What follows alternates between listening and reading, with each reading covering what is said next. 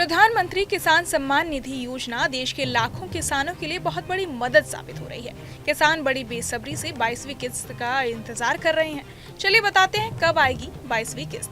इस योजना के तहत पात्र किसानों को हर साल 6,000 रुपए की राशि 3 बराबर किस्तों में सीधे उनके बैंक अकाउंट में भेजी जाती है। अब तक करोड़ों किसानों को सरकार की इस योजना का फायदा मिल चुका है।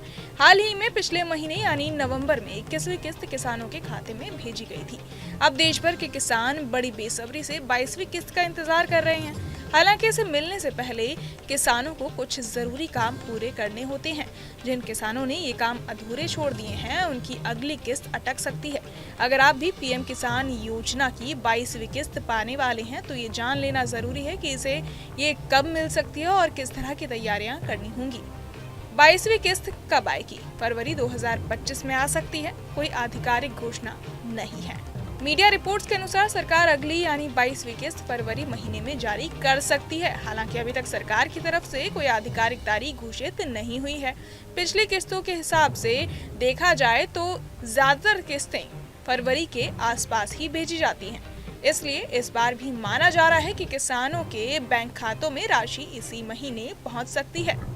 फिलहाल किसानों को सलाह दी जा रही है कि वो अपने सभी जरूरी काम समय रहते पूरे कर लें, ताकि किस्त में कोई रुकावट न आए।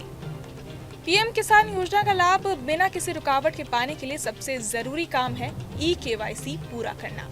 जिन किसानों ने अभी तक ई-केवाईसी नहीं कराई है, उनकी 22वीं किस्त अटक सकती है। किसान इस प्रक्रिया को घर बैठे pmkisan.gov.in वेबसाइट पर जाकर OTP के जरिए पूरा कर सकते हैं। इसके अलावा नजदीकी कॉमन सर्विस सेंटर CSC पर जाकर भी ई-केवाईसी पूरी कराई जा सकती है। साथ ही बैंक खाते का आधार से लिंक होना भी बहुत जरूरी है।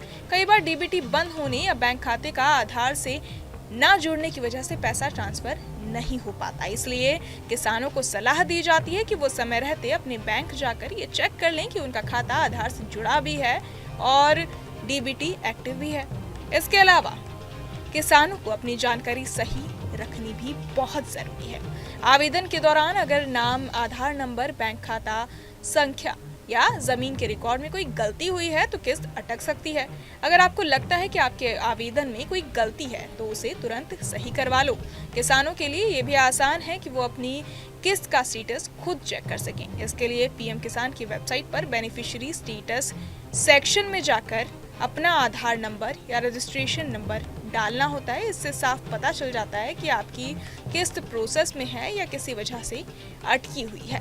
बहरहाल इस पूरी खबर को सुनकर आप क्या कुछ सोचते हैं या आपके मन में क्या सवाल है, हमें कमेंट बॉक्स में जरूर बताएं और बाकी तमाम अपडेट्स के लिए सब्सक्राइब करें न्यूज नेशन। आपके मोबाइल पर तुरंत आएगी ब्रेकिंग न्यूज। स्क्रीन पर सबसे पहले दिखेगी बड़ी खबर। देश दुनिया की हर खबर एक जगह। अब आपके मोबाइल पर तुरंत फटाफट इंस्टॉल कीजिए न्यूज नेशन ऐप और रखिए खुद को अपडेट।